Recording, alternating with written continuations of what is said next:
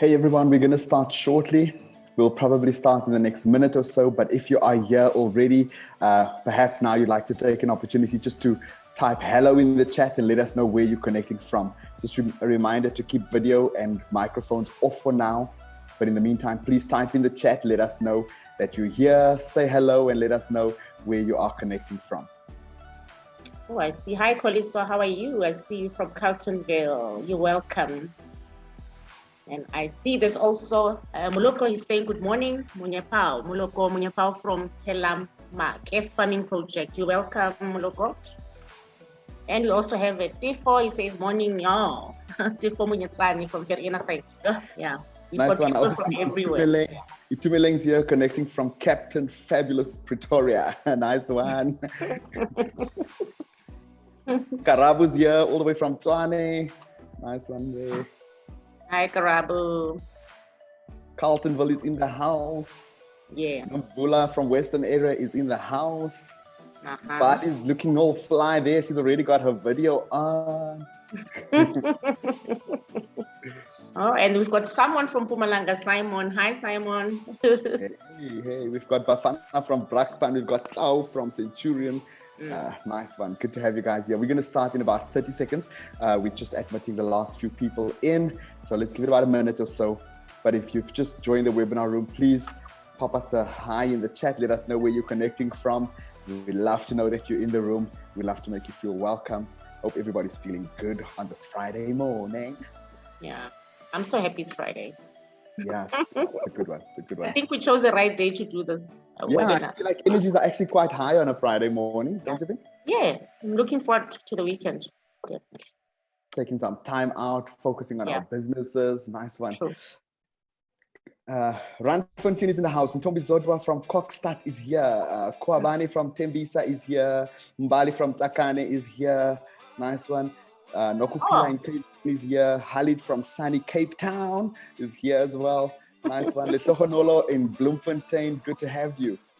Yeah. I see we also have a Nokupila Mhlongo. So she shares my surname and Nokupila's name. So very interesting from KZN. Yeah, you guys can talk offline. Maybe your sisters. You'll just find out in yeah. I think we're ready to start, Darren. Awesome stuff. Well, without further delay, let me do the official welcome. Good morning, everybody. Super excited to be with you again for webinar 2. Can you believe it?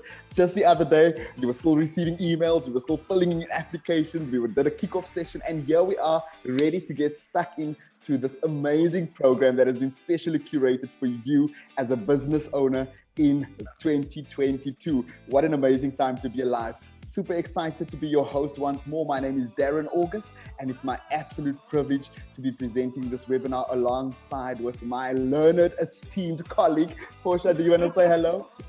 Hi, guys. Welcome again to our L+N program. This is webinar 2. I can't wait to interact with you today. I'm excited. For those of you who don't know, so this program's official name is L+EARN BIZ. And again, it is a combination of two of the Assista Foundation's flagship programs, L+EARN and Flame. And it's being combined to create this brand new program that you get to be part of over the next few months. You have been handpicked from a number of people to be part of this program. We spoke about that in the last couple of weeks that we had it, but absolutely so amazing to be with all of you. I know that we've got to meet some of you in the previous webinar, and obviously we're going to continue walking this journey with you. But for now, let's talk a little bit about where we are going in the next few today's session, and I want to also just give you an idea of what's coming up. So today's focus is going to be budgeting. We're going to talk about budgeting, and then later on, we're going to talk about the entrepreneurship mindset.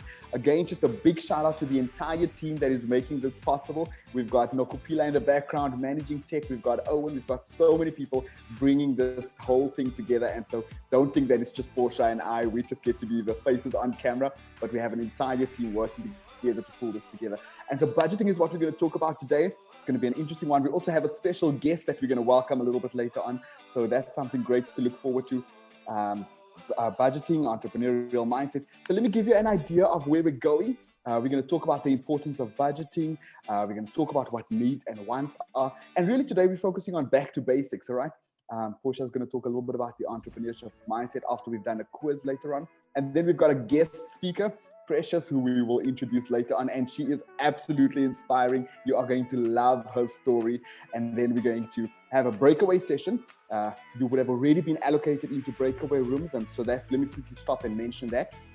You would have received a notification of which breakout room you will be part of today. All right. If you haven't received a notification yet of which breakout room you need to go to, just pop it in the chat so that Nokupila can get that through to you before we get to that segment of today's webinar. All right. But other than that, you should already know which breakout room you are part of.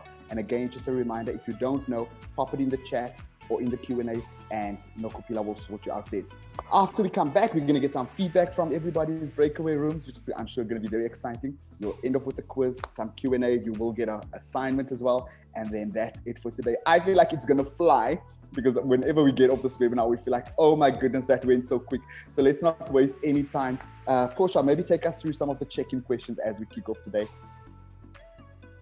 Yes, so I really would like to hear from the people. I know that most of you know what budgeting is all about. So I'm just gonna throw a question out there, to anyone. I'm just gonna pick anyone, or if you want to answer, please raise your hand. But I would like to just ask you a few questions. What is a budget? Why is it important to budget? And what would you do differently after learning from this module?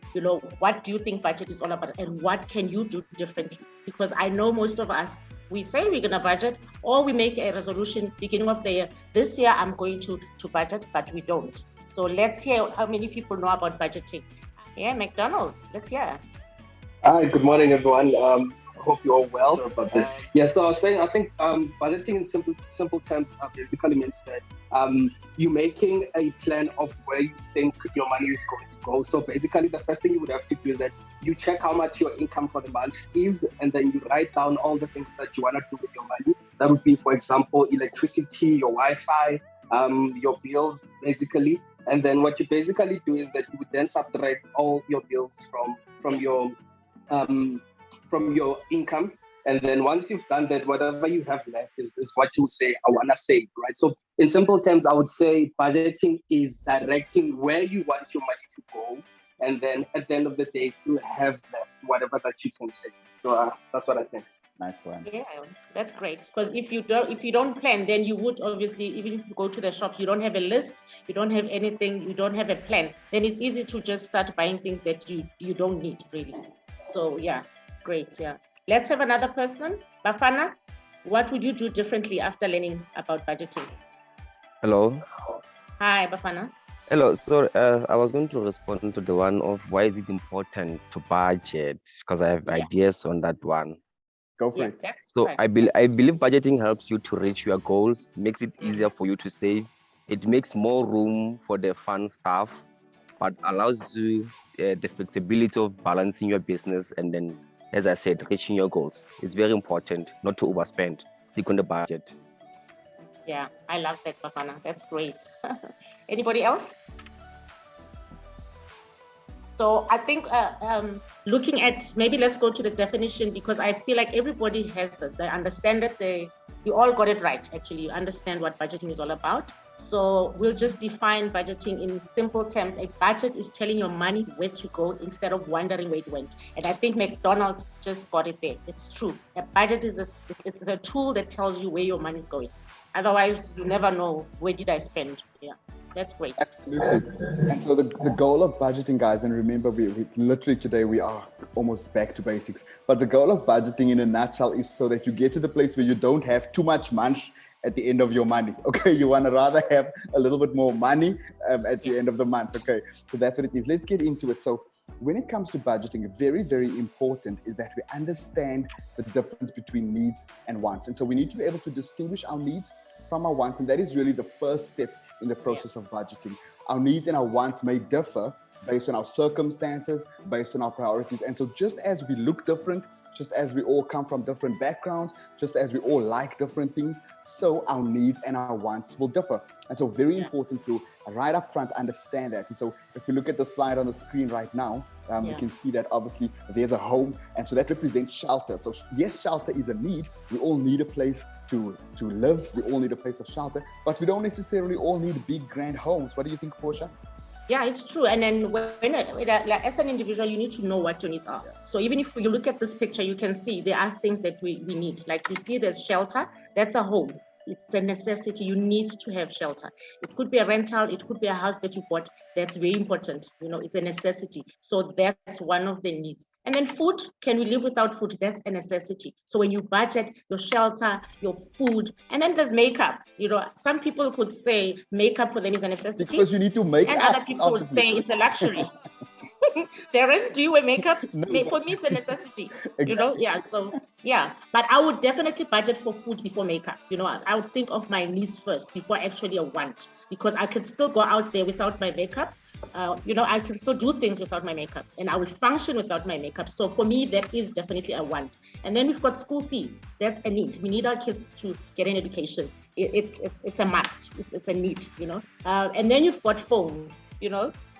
Everybody needs a phone nowadays, but do I need an expensive phone, or do I need a phone that I can use to communicate to my family, to my suppliers, to my customers? You know, if it can fulfill the need. I mean, I can get a phone for 800 Rand, for 400 Rand, as long as I can receive my calls and I can call the people I want to call.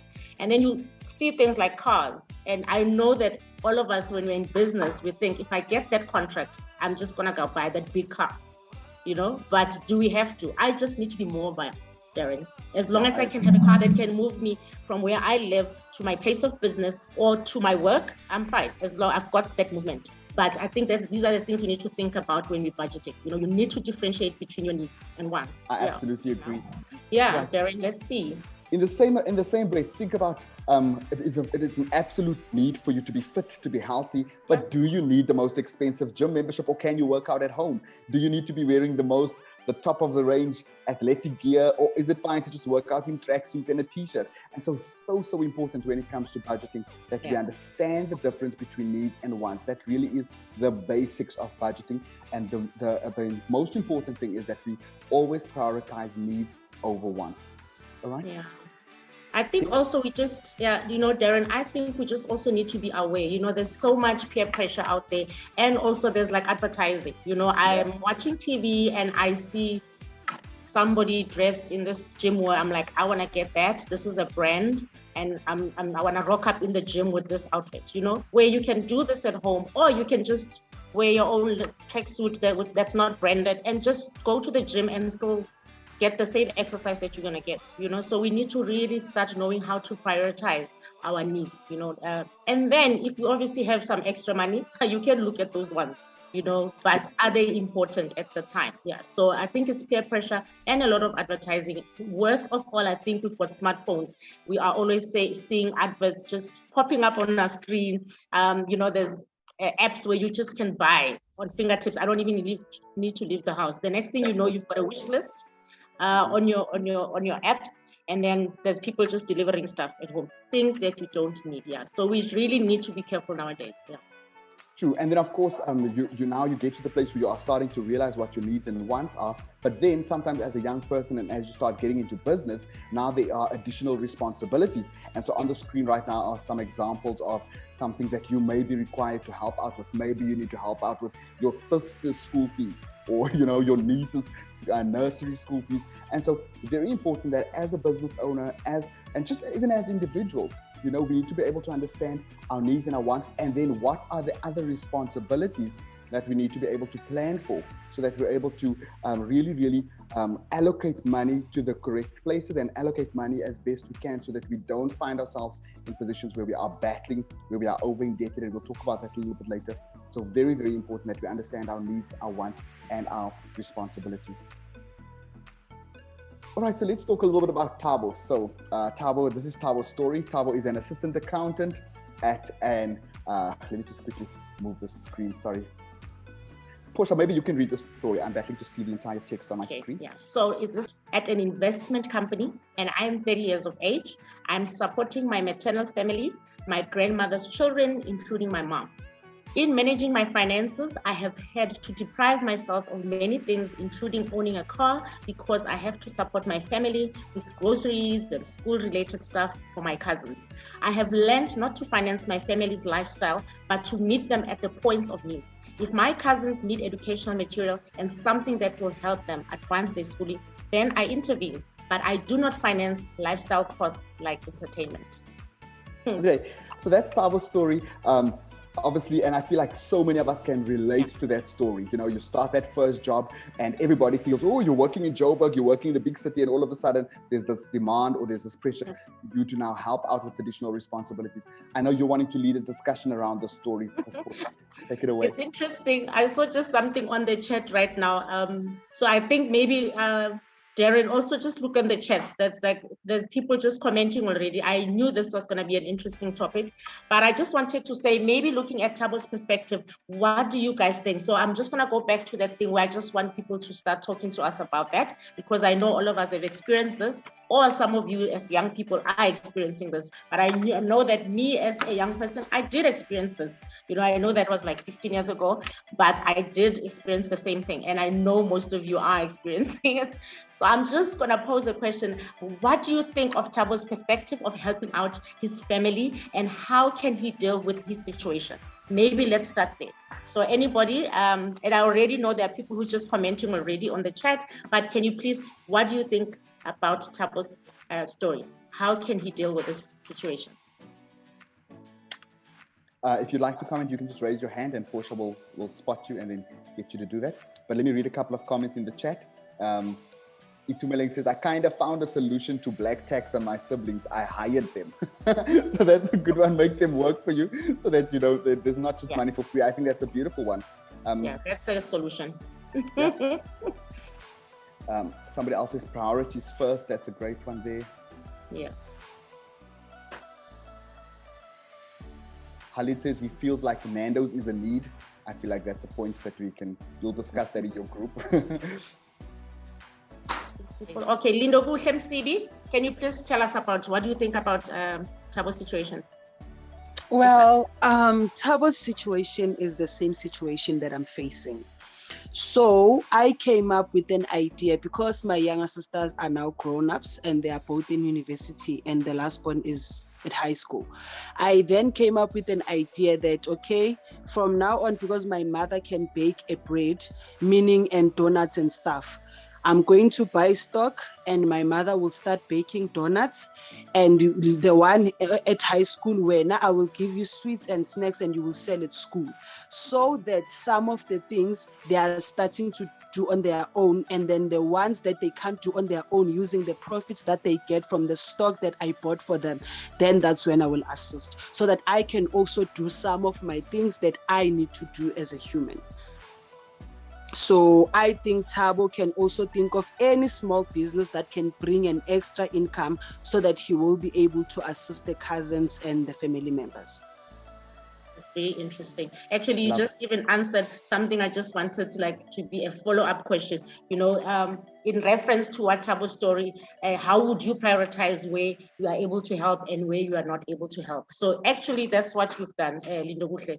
Like, you can even communicate to these guys, say, my family, I love you, but this is where I can help, this is where I cannot help. But I still think you guys can also assist in the household by selling 1, 2, and 3. So it's very interesting. I like your solution.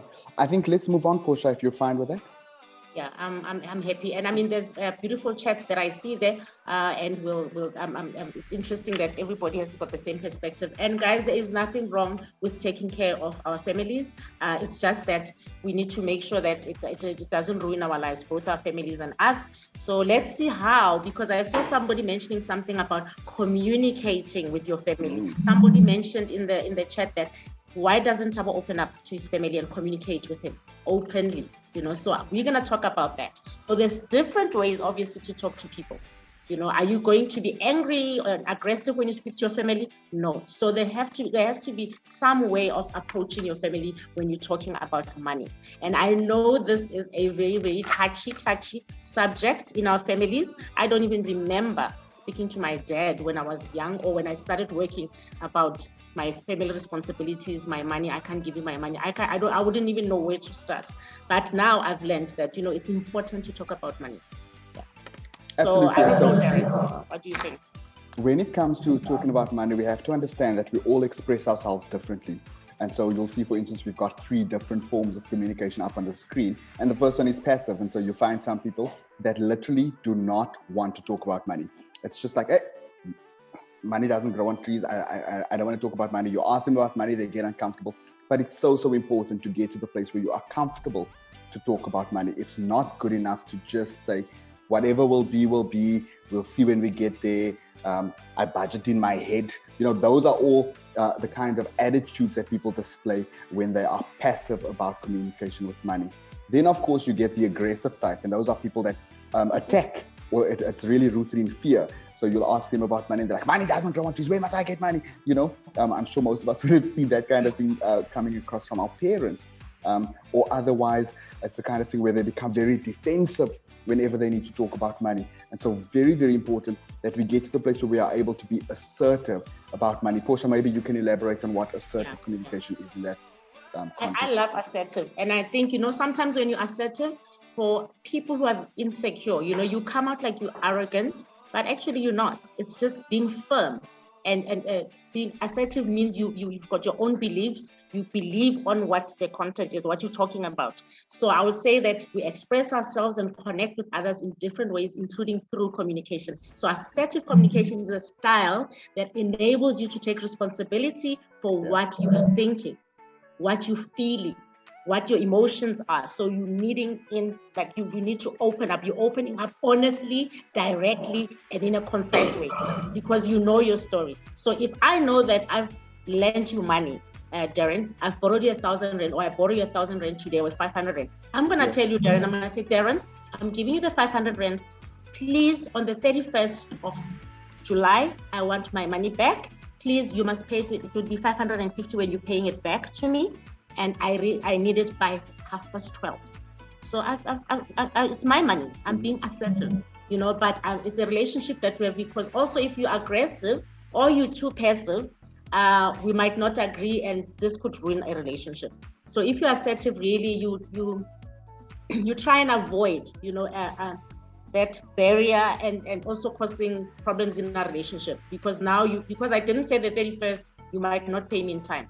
So I think assertive is good. It's not arrogant, guys. So people are afraid to say these things because they think, I'm going to appear as if I've got too much money. Now I think I'm better. But it's not true. So you really, really need to be firm about your money. Especially now, we're talking to you guys. You are business people.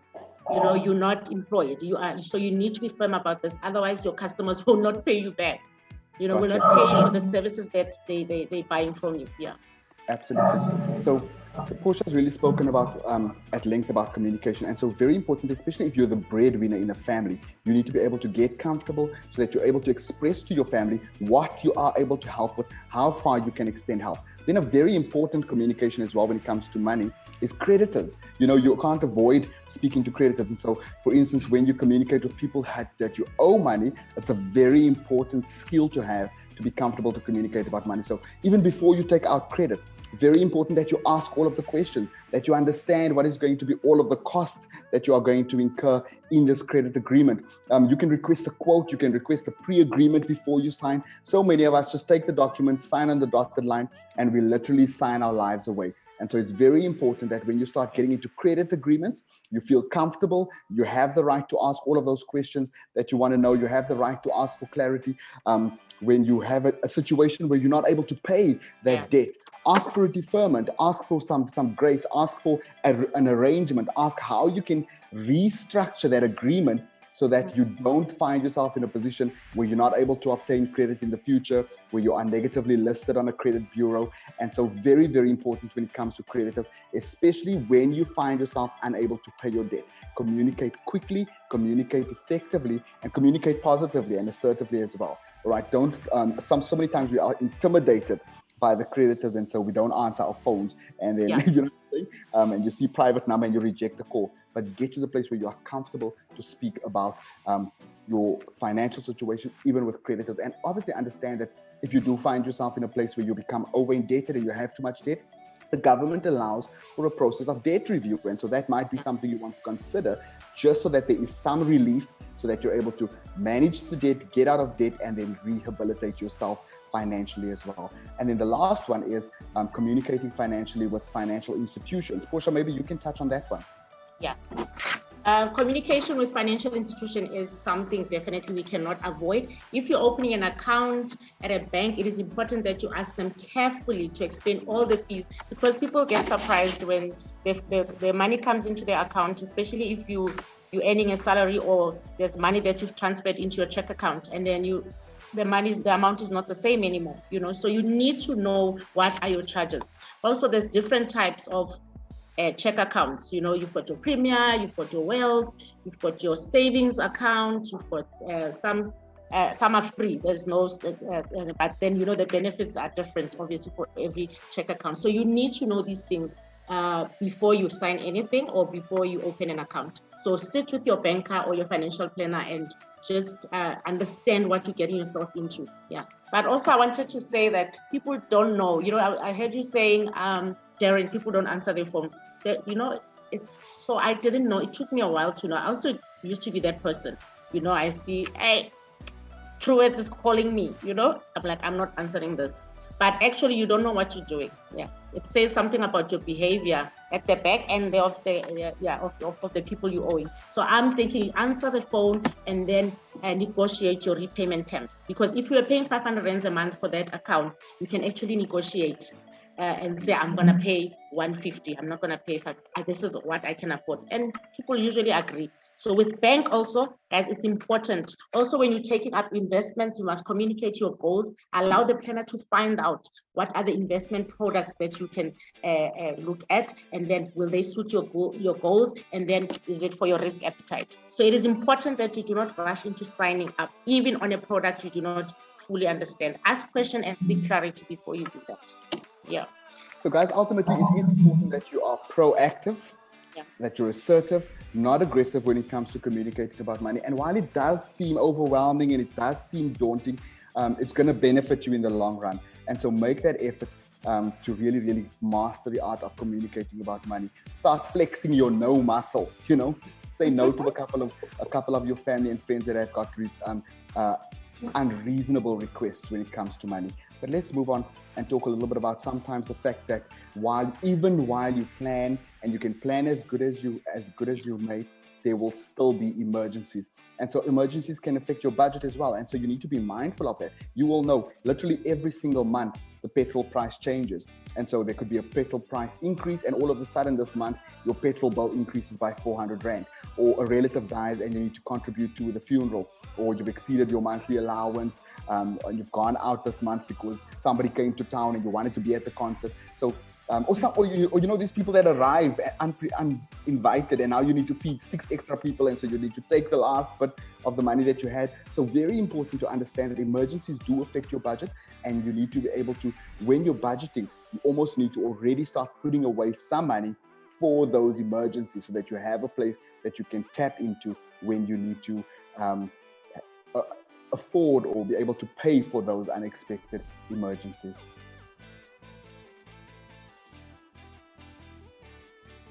And then as young people, we know that obviously there are some challenges, that come, especially when you start out and you're just getting into business as well, or you're just starting to work. And so you're moving out of home, and you were so used to just contributing a little bit of money for food, but now all of a sudden you've got rent, you've got electricity, you've got water that you need to pay. And so very, very important that you plan accordingly so that you're able to meet all of your monthly obligations. Portia, did you want to add anything on this one? Yeah, I wanted to say that I always hear young people, when they still at university, before they start working or before they even run their own businesses, people would say, I can't wait to be an adult. For me, this is adulting. You need to plan everything. You just don't make a decision like that. I was just talking to my daughter the other day, and she was like, I can't wait to start working. And I said to her, beware. Adulting is tough. You're going to need to learn how to budget. You can't think, I saw this top at Foschini's, I wanted. I saw this in a store, I want, So I think all I could say is that I think, guys, you are so fortunate that you have a program like this that can actually talk to these budgeting challenges, and also the tools that we're going to give you, because you can change your lives while it's still early. There's a lot of people who make mistakes when they start out in their businesses or when they start working. So I wish I was you. Yeah.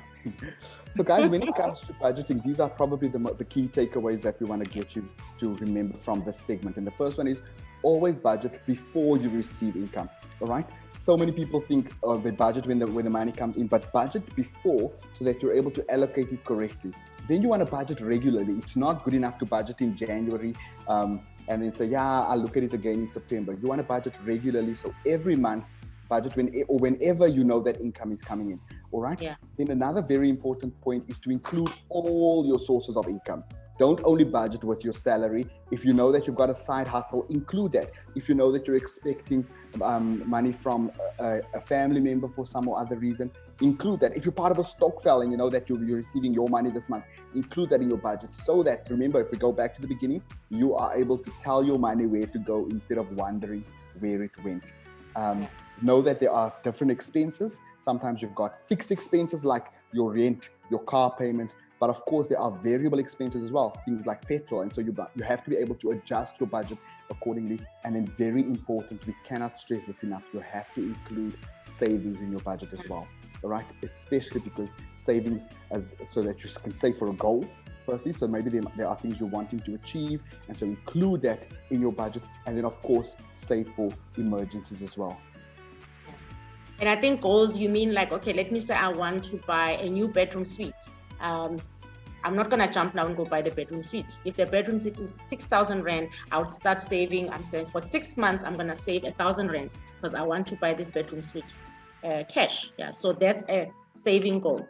And can you see that now you actually buying it cheaper, because if you took it on higher purchase, you could actually pay that 3 times. So, but if you save that money for 6 months, you can actually get that bedroom suite at that 6,000 rand. So that's a saving goal. Right. And then remember, when you do need to make those adjustments, cut down on your wants first. Right. Yeah. So start, and you don't need to go out this month. Maybe take a little bit of your entertainment budget, but always focus on your wants first. All right, guys. And so very important, there are some great budgeting tools available that we have for you. And so on the screen right now, you can see that there's the L+EARN budgeting tool that is available for you to access on the website. And so that is asisa.org.za. You'll see that there is the L+EARN budgeting tool that is available. That's in Excel and in PDF for you to use. And then of course, the Smart About Money website.co.za has also got a great budgeting tool that is available for you to use. But also, besides that, use budgeting apps. You know, there are so many budgeting apps out there right now that you can simply download and literally do your budget on your phone as you go. As you spend, you can literally update your spending all the time. And so very, very beneficial for you to do that. I think also on the banking apps, there's a lot of those that you can use. Yeah, just on your fingertips. It's just here on your hand. You don't have to go to an office or anywhere. You can just use it while you are by yourself on your phone. Yeah, I'm happy with that. Yeah, nowadays things are easy, guys. Okay, and so are there any questions? Let's take maybe 1 or 2 questions in this segment before we move on. Greetings, everybody. Hey, hello. I'm sorry, my camera is giving me problems, so I'll just keep it off. I have a question with regards to dates and budgeting. Sometimes like I would feel like the income that I'm making is not enough for me to cover my dates. I would just use it for the necessities like school fees and paying rent and all other things. So that's how I often become behind with my accounts, the repayments. I mean, I'm just one of those people who now just ignore the calls from about Truets and about, So how do I go about it? Because it's really affecting my credit score. Yeah, I mean, I've been there, especially I think as women, we fall for that, especially the clothing accounts, because we think, I've got 3 kids, I cannot buy clothes cash, so I'll use these accounts. You know what you do? Go to them, negotiate with them. So if maybe you're paying 100 rands, go negotiate to pay 50 rands. They will not have a problem as long as you pay. But you don't want to get yourself into trouble, because I still think you need those accounts, because it also builds your credit to actually have these accounts. But if you're not paying, it then lowers your score, your credit score. So I think pay it, and then because even when you check your score, your credit score, it will show you that you are paying, you are active. And if you're not paying, it shows you also that you are behind. So you'll see when you check your score, it says active. So it means your account, you are paying well. And then sometimes it says cancelled or maybe behind. It will say you are behind. So don't do that to yourself. I think go and negotiate with your account shop retailers and talk to them that, can I please not pay 50 rands? I can only afford 30 rands. I'm sure they won't have a problem. I am definitely sure, as long as you agree with them and then you pay monthly. Yeah. All right, thank you, Portia. Then now the issue is that now the account has been handed over to lawyers. So yeah. Do I pay with the store or do I pay with the lawyers? You are with the lawyers now, so you're gonna have to pay to pay the lawyers. Yeah. So that's the things we need to avoid. We don't need to get to that stage. You know, let's talk to the people we made an agreement with. Remember, you never made an agreement with the lawyers. You know, you made the agreement with the retailer. So go, just pay it now because we are with the lawyers. But just make sure that let's change behavior for the future. Yeah. But I'm sure, and remember that if you pay with the lawyer, also at some point it's gonna be cancelled, that debt. It's not gonna show as a debt. So just pay up. All right, thank you. Everybody, you will notice in the chat right now, we've posted the links to the those budgeting tools. It's available on those links. They are in the chat and we will keep them in the chat throughout the conversation as well. So please do go there. It's asisa.org.za and then also smartaboutmoney.co.za. I want us to just, we're going to try and move a little bit quicker just because we want to get through all of today's content. And so next up, we've got a quiz. And so on the screen right now, the quiz is going to be coming up. There's going to be a poll that will come up right now. Team, if you can please launch the poll. Right, it's up on your screens. There are 7 questions. So please, if we can get everybody to complete the quiz right now. So 7 questions, make sure you've answered every one of those questions. Scroll all the way down to the bottom and then submit. I'm going to keep it open for about a minute. Portia, do you want to take us through this activity of reflection that everyone needs to do? Aye. I'm back. If you'll take us through I was taking my own quiz on the side. Yeah, so activity and reflection. You need to complete your monthly budget using the L+N or Smart About Money budget planner. Guys, you must always keep a diary. So sometimes we're walking around, we're busy in our businesses, have a little book. You know, I used to have that when I was running my shop. I was really busy. So I would have a little book where I write everything. Every time I spend money, I'll just write it down. I just use money for this. I write it as an expenditure. So keep a diary of all the money that you spend in your home, or even if you are living alone, or if there's other people who spend money and you don't know, they must tell you how much they spend if it's a family member. Do you think you can reduce some of that spending? Also look at your spending. I think we've spoken about this, that there's needs and wants. Let's start with the needs first and then end up with the luxuries or the wants. And as a business owner, with income being inconsistent, because we never know in business, some months are good, some months are bad. Are you able to automate your savings? So you need to automate your savings. So regardless what happens in that month, you know that your bank is going to take some money from your account because it's automated. So it's really good to automate because you can't control it. If the money's there, the bank will take that 1,000 rand that you want to save. So automate that, and then it's recurring. You can say you want to do this for a year, and you're saving 1,000 rands a month, and that will be 10,000 in that year. With interest, obviously, it's going to be more. So I think let's just make sure that we write everything: money coming in, money going out. As we spend, I know sometimes we go and buy groceries, and then when you get to the till there's like these nice things for the kids, the sweets, there's bubble gum, there's snacks, and then we start taking that and we didn't plan for it. So let's write everything down. Yeah. Lovely comment in the chat from Pauline saying, I've learned a lot on how to improve my budgeting and how to deal with budgeting challenges. Beautiful, Pauline. Thank you for sharing. All right, guys. So we're going to take a 3-minute break. So just for 3 minutes, you don't have to log off. You just stay in the webinar, but stretch your legs, grab a cup of water, go do some human stuff if you need to do that. And then we will be back in 3 minutes, all right? We'll have a countdown timer up on the screen. 3 minutes and we'll all be back. Thank you. How quickly did those 3 minutes go? My goodness. That must have been the quickest 3 minutes ever. Hope you're all back. If you're back, quickly type in the chat, I'm back. Let us know you're back. Let us know you're good to go. Let's say ready. If you are ready for part 2, we're going to be talking about entrepreneurial mindset next. So quickly let's see, everybody's back. Everyone's ready to go. I hope you guys are enjoying this. I'm learning so much. I feel like literally just by being on this webinar. So many things that we take for granted, so many things that we often forget, really just reminds us again. And so it's so important that we have these discussions. Everybody seems to be back and ready. Portia, I'm going to hand over to you to take us through entrepreneurial mindset.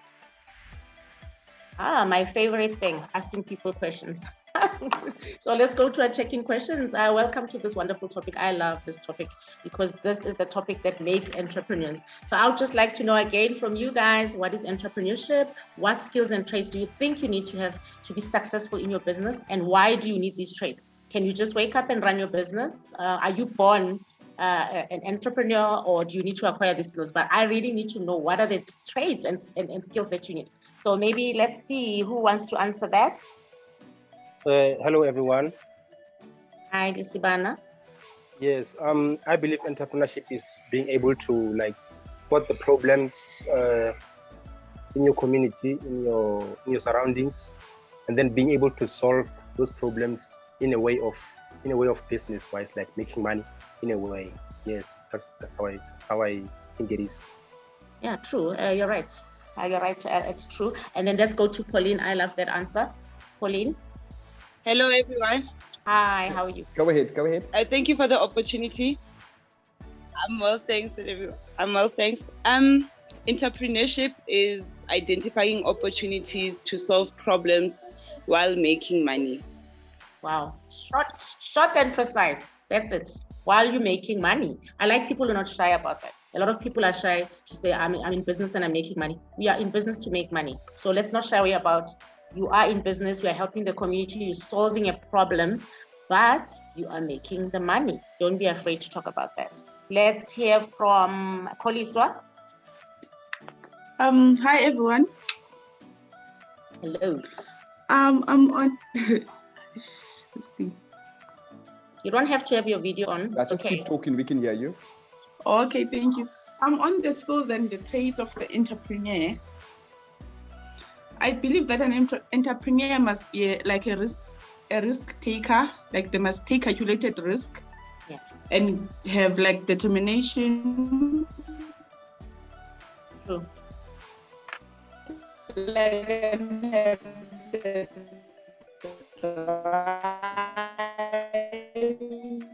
Okay, Collie, so I think you've got a network issues. Yes, and have the drive that will come across. Yeah. Thank you so much, Collie. So can we have McDonald's? And then Lindo Buhle, and then we'll close this question. Yes, McDonald's? Okay. So I think entrepreneurship. You've muted yourself, McDonald's.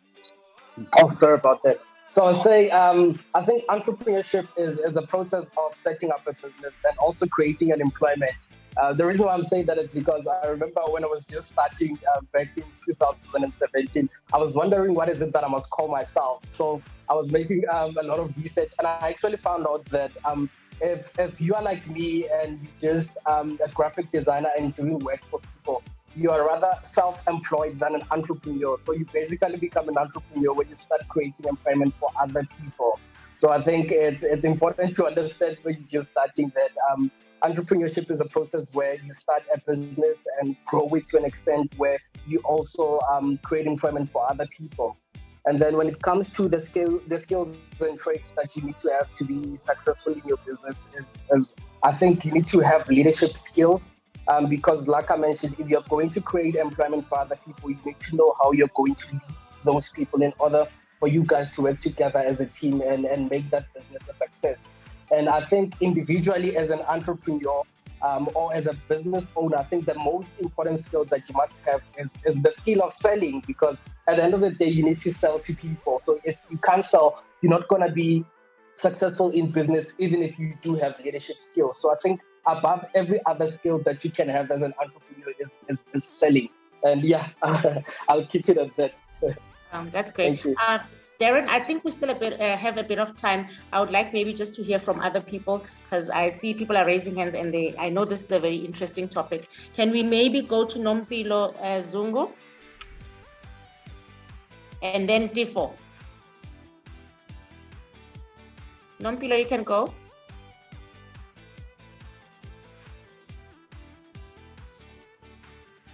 Nompilo, just unmute. Hi everyone. Hello. Hello, can you hear me? Yes, please we go can. ahead. Oh, okay. In my understanding, I would say entrepreneurship is an ability and readiness to develop, organize, and run a business. So yeah, just to also make profit, because we all start entrepreneurship or a business to make money, you know. So I think that's what entrepreneurship is for me. Okay. Thank you so much, Nompilo. Let's go to Tifo and then we'll go to Tabiso. Abu Tabiso, we're watching you. You'll come after Tifo. Yeah. Tifo? Hi, can you hear me? Yes, go we ahead. can. Okay. I'm just gonna talk on the skills and the traits that an entrepreneur needs to have a successful business. An entrepreneur has to have a passion. Yeah, love what he does, believe in the services and the products, and they should also be optimistic, persistent, and creative. Also, they have to be self-disciplined in order to have a successful business running. I like the passion one, Tifo. You know, if you don't have passion, you don't have the love for the product that you're selling or for the service that you're rendering, you are not going to be able to wake up in the morning and go to your business. So that one is very important, to have that love for what you do. Thank you so much. Yeah. And Tabiso? Hi everyone. Hi Tabiso. I'll keep it short.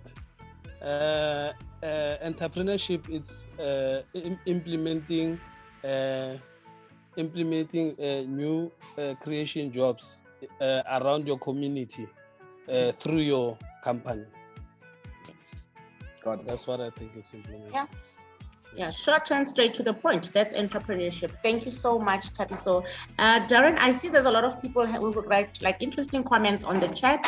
Maybe would you like to go through that so we can hear what other people are saying? Let me read two that have stood out, but I'm absolutely loving the comments in the chat. The first one says here, the traits and skills that one needs is that you need to be persistent, outgoing, innovative, determined, friendly, people's person, and business management skills. I think that's very good. Thank you for your comment there, Pauline. And then Callisto says entrepreneurs must be persistent to continue something with determination and refuse to give up. And then one more from Nomfundo says entrepreneurship is the ability to start a business because talent does not always equate to entrepreneurial mindset. Entrepreneurship is also having a teachable spirit that is hungry to learn and is willing to take risks. Beautiful comments, guys. I think everyone just maybe have a look in the chat as well, because there's some really, really good feedback coming through there in the chat. Can we move on, Portia? Yeah, I was just thinking now, you know, when you just mentioned the interesting stuff on the chat. Guys, I hope you've got a pen and paper and you're writing notes, because already I feel like writing some notes, taking some notes, because I'm learning from you guys. All the things that you're saying are very interesting. So please, I just hope you're taking notes for this session. Yeah, let's move on.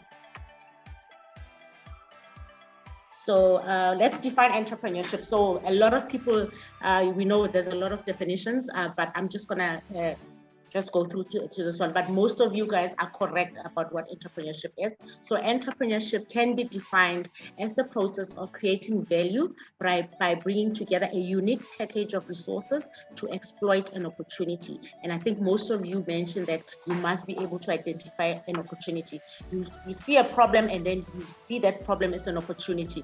You know, rather than complaining and nagging, you say, this is what I'm going to solve. So the process consists of the following basic steps: identifying an opportunity, developing a business concept, which all of you have done because you've got businesses that are running already, acquiring resources, and resources, we mean the equipment that you need, the employees that you need, the stock that you need, the premises that you need. So all those things that you need to actually run your business.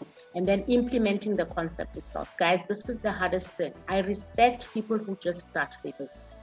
You know, don't procrastinate, you know. So I know that we've got people that maybe are still on the idea stages and they're still thinking, oh, I want to start a business. But I know that you guys as a group, you've got your businesses running already. And you guys are entrepreneurs for the fact that you started. these are the most interesting young people that I wish I could meet one day, but I mean, I read about them all the time. So this is some of the entrepreneurs that we have in South Africa, and some of you know them. I like Aphiwe Nkosana, young female, brave, you know. First of all, I think obviously she studied something that's very scarce. You know, she's one of the first Black females to actually be a brewerist, you know, so she makes beer. So she worked for a company and then she decided to run her own business. I'm going to start my own beer. You know, she probably doesn't even drink beer, guys, but she makes beer. So most entrepreneurs start a business by noticing that there's a need, you know, and there's a need that's not being met. So she started her own beer, but I think I don't want to tell you, because I'm going to ruin the story, because she is one of our case studies. And then we know about Batusnika Baloyi, one very successful person that everybody's talking about nowadays. So I think later we'll work on a case study about 4 of our entrepreneurs in SA and very young people. Yeah. Thanks, Darren. Let's move on. Okay, so here's some of the skills and traits that entrepreneurs need to have. And I think we've already touched on quite a few of them in the chat, but Portia, maybe you want to elaborate on a couple of these as well. Yeah, so we talked about the skills and traits, and I think most of you mentioned some of them. You have to be optimistic. You have to know that this thing is going to work out. You know, my future is bright. And also, you must also look ahead. You must be future focused. You must know how to generate an idea. And I know most of you have passed that stage where you say, I've got an idea already, but do I have the confidence? So you need to have the confidence in what you do. If you are starting a brand, believe in that brand, have the confidence that I'm going to make it, and also set your goals, but we'll get there. So you need to be persistent. Guys, don't give up.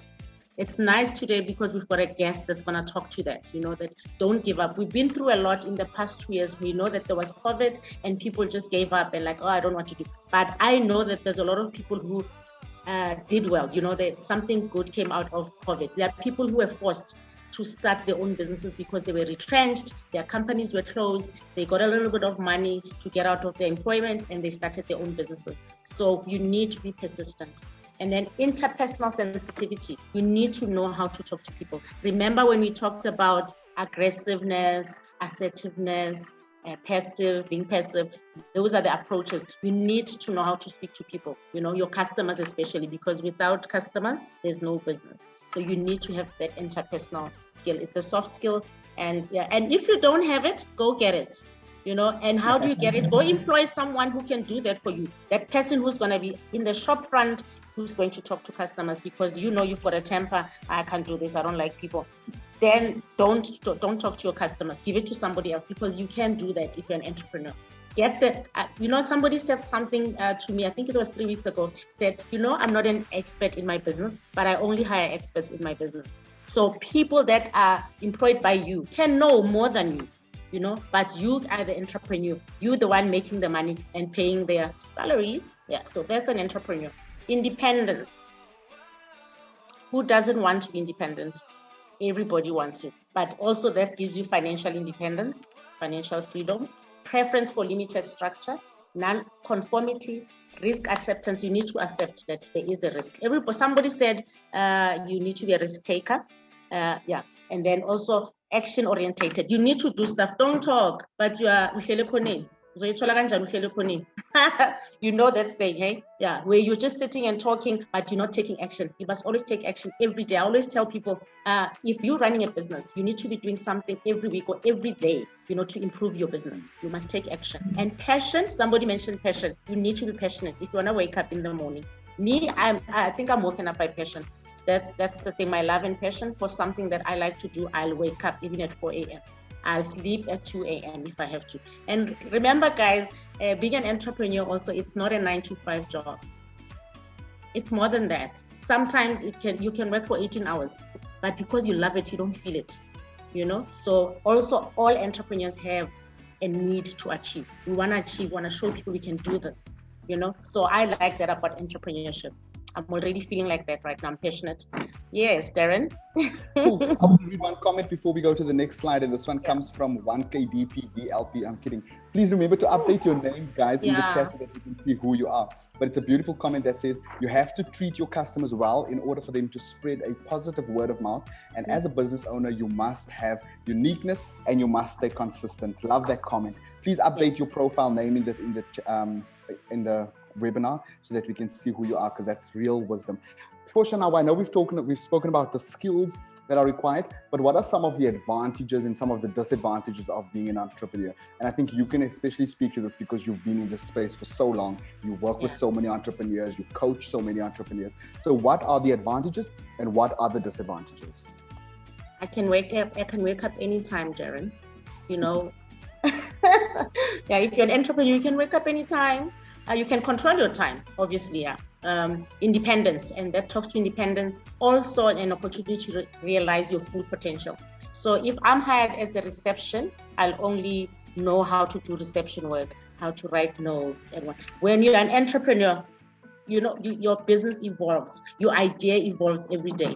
So I've seen people who have a website and they write their services, and then after 3 months, they're like, I'm doing more. Let me go update my website, or let me go change my sign. You know why? It's because you grow all the time. So you have an opportunity to realize your full potential. You even find out you've got skills that you thought you don't have. You know, the other thing is moolah, money. And this is where I'm like always telling people, why are you afraid to say I'm here because I want to make money? Let's not shy away from that. If you're an entrepreneur, that's an advantage. You can control how much you want to earn. You know, you can say, my target this year, I want to make $1 million. And you can do it. But now there's actions to make that $1 million. So you can actually plan how much you want to make. But there are things that you need to do. You need to market more. You need to sell more. You need to convince more. You know, talk to more people. You need to branch out. You need to diversify. If you're selling 2 products, 2 sauces, maybe you're making a sauce, you've got barbecue and chili, and you realize that people like lemon and herb. There are a lot of people who don't have that hot palate. Let me maybe start making the lemon and herb sauce. So you need to always diversify. There's so much opportunity out there. The most important thing that I've seen with a lot of maybe entrepreneurs, they like to contribute to society. They're always thinking about their communities. So guys, I know, think about your community first, because I know also the businesses start because you see the problem in your community, but involve the community, help out where you can, because that builds your reputation. And then let's talk a little bit about some of these disadvantages. Yeah. So I think the first one is obviously you need to build your reputation, and that takes some time. You know, also you need to have self-confidence. You need to believe in yourself so that other people can believe in you and in your business. And then the second one is one that I think has already been touched on in the chat earlier on, when somebody said, how do we budget when we don't know when the money is going to come in? And so as an entrepreneur, that's one of the disadvantages. You don't have a set payday. You don't know exactly how much you're going to be earning. And so that is one of the disadvantages. And of course, the third one is that you risk losing all of your capital. So many times you need to pour everything into the business to get it started, to get it off the ground. And there's a possibility you could lose all of it and have to start again. And then with all of the hours, so as Portia says, as much as you can wake up at any time of the day, sometimes you also only get to sleep the next day, you know, and so as a result, you don't have as much time to focus on some of the things that other people who have a 9-to-5 do. And that decreases the quality of your life. Sometimes you have to drive a smaller car because you have to put money into the business. Sometimes you have to minimize the amount of spending that you're able to do because of the fact that your business comes first and you're still building. You know, you're building for much longer. And then the last one, which is obviously one of the big disadvantages, is you are totally responsible for what happens to this business. You are it, you know, make or break it all. Everything hangs on your shoulders. And so you have to assume total responsibility for your business. Portia, I don't know if there was anything you wanted to elaborate on. I wanted to, I like the total responsibility means your employees are your responsibility. Your stock is your responsibility. The marketing of your business is your responsibility. As much as you could say, I've got an employee who's doing marketing, you need to look after that person. You need to make sure that person is doing the right thing or making the right choices or actually, advertising your business in the right way. So you are responsible and accountable for everything that happens in your business. It's easier when you're working, it's your boss's issues when the rent is not paid. But if you are an entrepreneur, you have to pay the bills. So total responsibility, definitely. Yeah. Without further delay, I'm super excited for our next segment, and this is where we get to introduce our special guest, Precious Lana, who is really an amazing entrepreneur. She is so going to inspire you. And so she's the founder of Lanoxi Mobile Spa. And Precious discovered the need to start a mobile spa, having been privately hired by a lot of clients. She then envisioned to start a mobile spa that was suitable to meet the general outcry of most clients who cited exhaustion. People were just so tired, and Precious was seeing how so many people wanted to have these spa treatments. And so she registered it in 2017. And in 2015, these clients needed a proper relaxation in the comfort of their own homes. And that's how the Lanoxi Spa was birthed. The company has a team of well-trained and qualified therapists, and the mobile spa offers mainly therapeutic massage, manicures, pedicures, and facials, and they bring all of the equipment that is needed right into the comfort of the client's home. So without further delay, Precious, good morning. Please turn on your camera and welcome to the webinar. Thank you, Dorian. Good day, everyone. My name is Precious. I'm the founder of Lanoxi Mobile Spa. I've got 16 years experience in beauty spa. Beautiful. I'm wondering if we can see you. Can we all see Precious? Is your video on, Precious? Let me check. You cannot hide such a beautiful face. There we go. I can.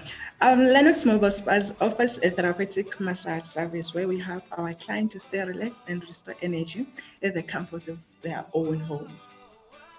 So Precious, I know that you obviously have come through one of the CISA programs called Flame. How did you run your business before attending the program? I had a challenge with how to create invoices, how to put the right price, how to do the marketing strategy. I'm sure a lot of entrepreneurs can identify with that. So what was your experience during the Flame program?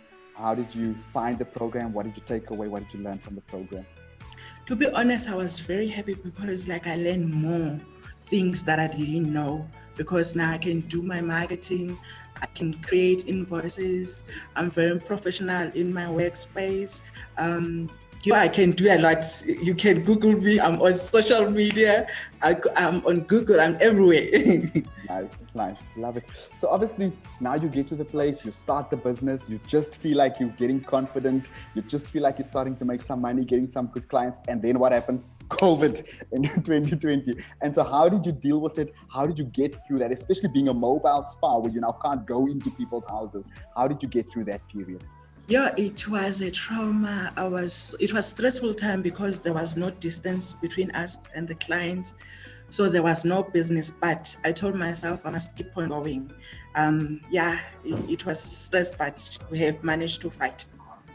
Nice. Well done for getting through it. So what advice would you give to young people that are in business, young entrepreneurs? What is your advice to them? The journey is not easy. Apply what we have learned. Just do research, check your competitors, what they are doing, be innovative, and success, it will lead you to what you want. Beautiful. Precious, so inspiring. Before we let you go, tell us where can people find you when they need your services? Maybe a couple of people want to get vouchers for some people already to get massages. Give us your details. Let us know how people can get in touch with you and see more about your business. Okay, I'm on Instagram, Facebook, and LinkedIn, and can also Google me. I'm all over social media platforms. Absolutely beautiful. I think literally just looking at you and just speaking to you, you are glowing. And I can literally see just how your confidence has built, especially based on the marketing skills that you've learned. I mean, for somebody to say so confidently, you can Google me, that is absolutely amazing. Thank you so much. Thanks to Flame, because if I didn't attend Flame, I wouldn't have this confidence that I have today. Beautiful. Precious, thank you for sharing your story with us. Some of the chats in the comment are saying so inspiring and so beautiful. Good work. Keep it up, and we support you and we wish you all the best in your business. Yeah, I can. Thank you. So that's Precious, everybody. That's Precious Lana. I practiced it so many times. But that is what an inspiring story. Thank you so much for sharing it with us. And please, you feel free to connect with Precious as well. I don't know if we are going to take maybe 1 or 2 questions on this segment as far as entrepreneurial mindset goes, or maybe you've got 1 or 2 questions for Precious. So Portia, if you can just help me check out for the hands, and then let's take a couple of questions before we move into our next segment. Clau Ramaifo, his hand is up. Clau, you can go ahead. Hi, how are you? Great, thank you. Please go ahead. I'm good. I just wanted to ask, as an entrepreneur, how does she allocate a salary for herself? Because I'm struggling with that on my side. Nice one. Precious or Portia, you can take that question. When you're selling a product, you need to know already that some of your overheads include your salary. So don't put your salary as something outside of your overheads. Your salary is part of your overheads. So even when you're pricing and you're budgeting, but I think, you know what we'll do? Next week, we're dealing with that, separating business and personal finances. And then we'll be talking about that on how do you budget so that you can cover all those overheads and pay yourself. And I think I remember when we met Precious 2 to 3 years ago, Precious was not able to pay her own salary. She couldn't pay her salary. But when she started budgeting for her business properly, she started knowing how to pay herself. So you will get there, but you just need to actually budget for household and budget for your business. So we will talk about that in our next webinar, where we will teach you how to separate personal finance and business finance. Let's take a question, comment from Pauline. Hi everyone, once again, thank you for the opportunity. Yes, you know, when I'm listening to Precious, okay, I am inspired.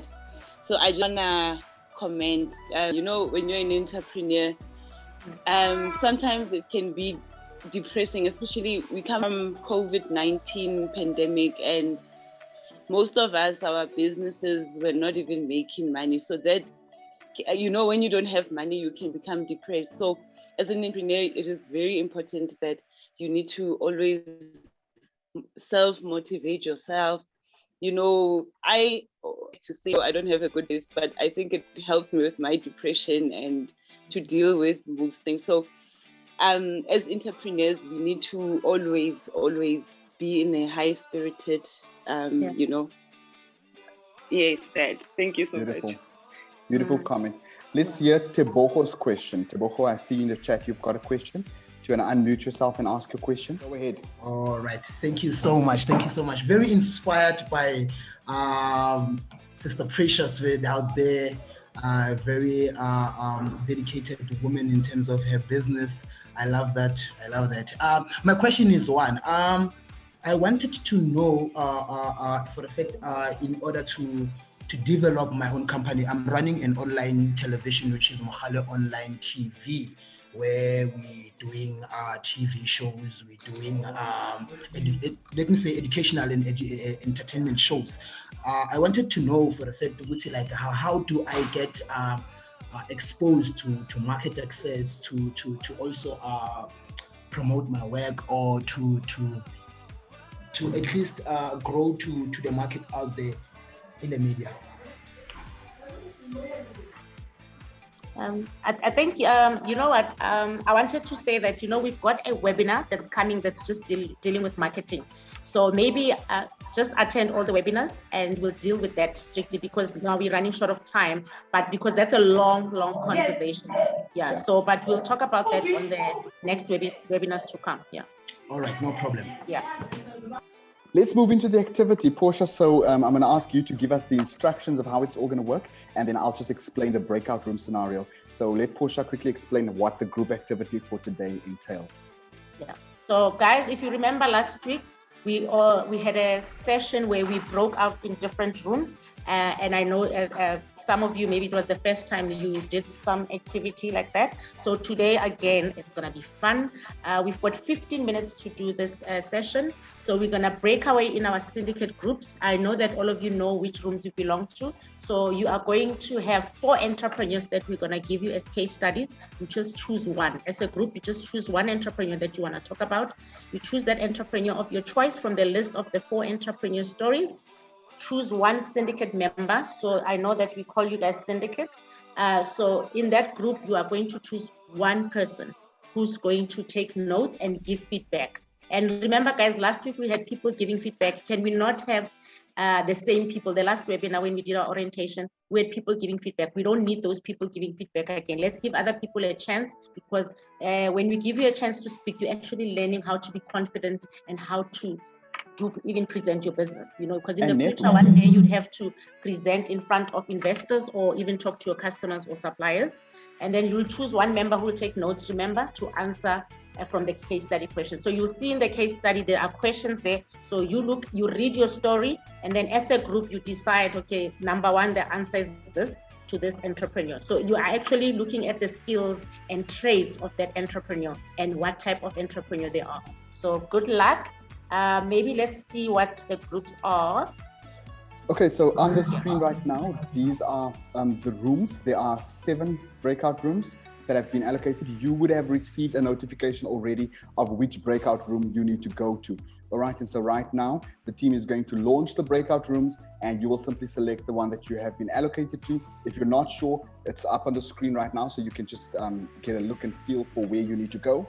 But that is the room allocation. Breakout rooms are up on screen right now. Let's get everybody going in there and then get into the activity, and we will return in 15 minutes. It's 11:30 now. So at 11:45, all of us will be back for feedback so that we can also wrap up today's session. All right, so we can launch the breakout rooms, team. Looks like everybody's back in, Portia. I think we've got everyone back in the room. So let's go straight to feedback, and let's get the discussion going. So welcome back, guys. So as we did last week, so we're gonna start giving feedback. Please, guys, it's only 2 minutes. And what you can do, because there's a group of people, we know we've got somebody giving feedback, but if maybe somebody in the group wants to comment, please, you're allowed, as long as you still have the 2 minutes. So I think we're gonna start with room 1. Can we go to room 1? Who's the person giving feedback? Can you please start? Which entrepreneur did you choose, and how did you find this entrepreneur? Okay, hi guys. Hi. In our group, in our group, we chose Apiwe Ngusana Mawela as our entrepreneur. And Apiwe Ngusana Mawela was born in 1984. Grew up in Butterworth in Eastern Cape. She is first person in South Africa to earn a national diploma in a clear fermented, and she is also first Black woman in South Africa to have one microbrewery. It also says here she worked with SAB Miller for 8 years. She was mastering the art of Western brewery. She's also called a brewmaster. Okay, she first experienced brewing at various family events where traditional beer known as mkomboti is often drunk, and began professionally brewing in 2007. So yeah, that's how she got to fall in love with brewing. Yes. So we thought Apiwe's story was very interesting because, going into a beer business or industry could be considered as a man's world.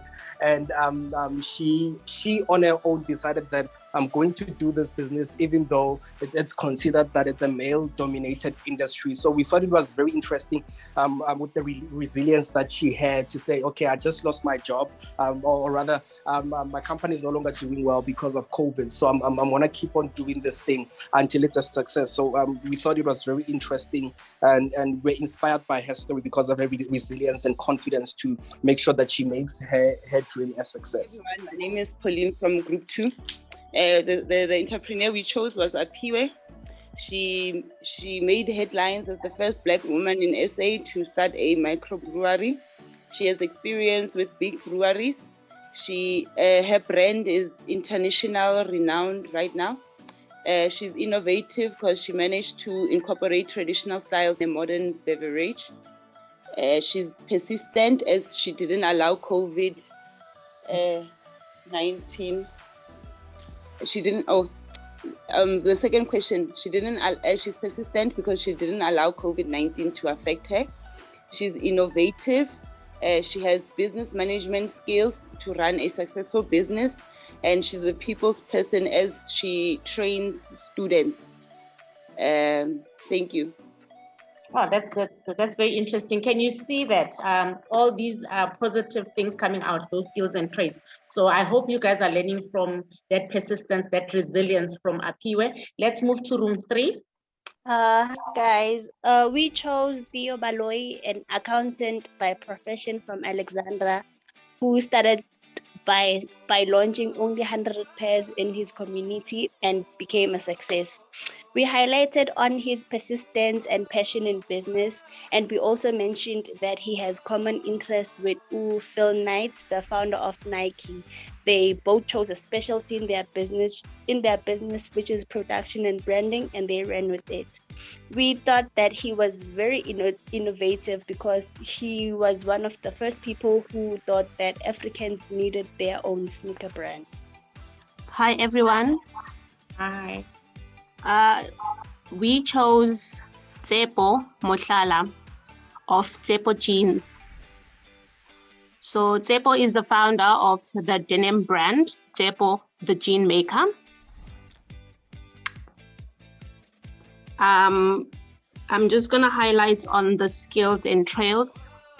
I think Tsepo is a very innovative problem solver because he started his gin business after working for a call center where he had a lot of problems and he was not happy with the environment he used to work at.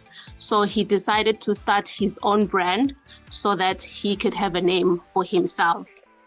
So we thought he was very innovative and he had a can-do attitude, because if you look at his business, from where it is right now, he is very successful. Also, I think that he adapts to change and challenges because he survived the pandemic. His business was still booming. He had different strategies of selling his jeans, and that did not stop him from making money. So yeah, I think that's just basically what I'm going to cover for now, given the time. Thank you so much. Wow, that's great. Let's move to room 5. Okay, guys. As a room 6, we chose Piwe Nusani Mawela. Simply because she's into manufacturing and production, of which I think 2 of us in the group were also doing the same thing. So Piwe, she's the first South African to earn the national diploma in clear fermented beverages, and so that's what I will introduce as the background of as a brief background of the entrepreneur. And then the skills that she acquired is the skills that she acquired from when she was young, when she was brewing umqombothi, the traditional beer. And lucky enough, she then went to work for SAB Miller for 8 years, and then that's when she started learning the how to brew the beer. She then, when she knew the skills, she then decided to go and open her own company. And then the skills, the qualities and the characteristics that Apiwe had, and that as a group, is that she had a strong leadership qualities. She is high self-motivated, and then she had a strong sense of basic ethics and integrity. And then when we go to how has these qualities and characteristics impacted her businesses, her business is actually doing well because of her innovation, her persistence, and the long-term focus. Because we can see in the passage where she mentions that she even got a deal that now her beer is even selling abroad, and then she was orientated as well. So that's what we acquired as a team. And then how the entrepreneur how did the entrepreneur choose the business and opportunity and why? So on that one, we came up with that. She chose this business because she already had a skill. She already had developed love for this. She had passion for this, and she knew the exact customers that SAP has. She learned all the business while she was on the management of SAP. So it was easier for her to run her business because she was already doing that for 8 years. Before she did it for herself, she did that for SAP. And that's where I will end for now. Thank you for the opportunity. Thank you so much, Nobuhle. I can see our favorite is Apiwe here today. And let's go back to room 5, and then we go to 7 after that. I saw somebody writing on the chat. Oh, on room 5. So for a minute. On room 5, we chose Ladumanko Kolo from Makosa, Africa, who is a sneakware designer and is designing for international markets. So the skills that he had, he was creative and he was committed and he was so precise. So those qualities made him got international market. So the reason why he opened the knitwear business is because Black people, according to him, it was built on the psychological issues of confidence because there was no probably Black luxury black brands out there. So he wanted to confront those issues. Yeah, that's very interesting. Yeah, that shows you that even if there's something doesn't exist yet in the market, it doesn't mean you can't start. You know, when you start something like that, you become unique. And now everybody is just crazy about this brand. Yeah. Let's move to room 7. Hello, can you hear me? Yes, we can, Callisto. Okay, thank you. As room 7, we chose Laduma Ngokolo. He's an award-winning designer, and he designs clothes and beads and fabric materials. And he's embracing the Xhosa culture because he's Xhosa. His business was founded in 2010, and Xhosa Africa is globally recognized. The characteristics and the qualities that we saw in him is that he's determined and he's passionate about Xhosa and he's very self-confident. And also he's a professional and he's persistent and his attention to detail. Because if I can quote on what he says, I make sure I deliver. So he makes sure he delivers. So he's a very professional. Yeah. Yes, Thank you and so much. Okay. Thank you. Okay, thanks, Callisto. Darren, what do you think? I think that was absolutely brilliant. Great feedback. We need to push because we are over time, and so we're going to try and wrap it up. But beautifully done, everybody. Well done. Very engaging, and absolutely love the feedback that has come through from all of the different groups. Let's quickly get the last quiz up. So let's get the poll up. Team, if we can launch the poll, and if we can get everybody to participate and complete the poll, please. All right, 7 questions one more time. Make sure that you select one answer for each question. Make sure you scroll all the way down to the bottom and then click submit. And while they are doing that, team, when you are happy that everyone's completed, you can take it down. I want to just quickly remind you all about the fact that we have a partner company that is an independent monitoring and evaluation company by the name of Greenhouse. So please remember that they will be making contact with you. Don't be surprised. Don't be nasty to them.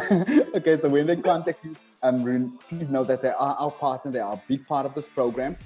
And so they will be contacting you with a couple of questions. They'll be doing some surveys with you. And so when you do get contacted by Greenhouse, please cooperate. Please give them your information. Please assist them. It is for monitoring and evaluation of this program. All right, and so they will send a questionnaire at some point, and we ask that you please do take that. Then, before we go, let's take the poll down. Is the poll ended? Great. This is my favorite part. Portia, did you want to say something before we do this? Yeah.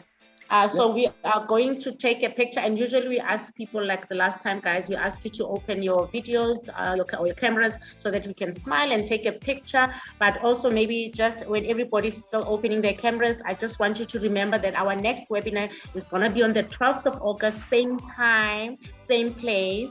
on Zoom from 10 o'clock to 12 o'clock. And our topic, and I know people have been itching for this one, and it's the topic is separating your personal finance and business finance. And then we are also going to talk about the topic that I like the most, the business model canvas. So make sure you attend so that you know how to plan for your business. So nice. Love the commitment. I'm seeing people in cars. I'm seeing people in their bedrooms. I'm seeing people telling kids to keep quiet. I love it. I absolutely love it. That's what it's about. So team, if we can get a couple of pictures taken, please. Everybody smile, say money. Everybody say L+EARN. L+EARN BIZ. Waving. I'm going to change the screen a little bit to get a couple more pictures. Yeah, you can wave, guys. Let's wave, guys. Let's wave. Love the outfit, Callisto. Nice outfit there. I love what Nompilo is doing. Nice one. Nompilo showing the sunlight liquid there, or not sunlight, it's her own brand. Nice one. Keep it going, guys. Let's one more time. Nice cap there, Bafana. The Tavo is in a nice vrpa there. So great to have you all. Looks like we've got enough pictures. Do we have enough pictures, team?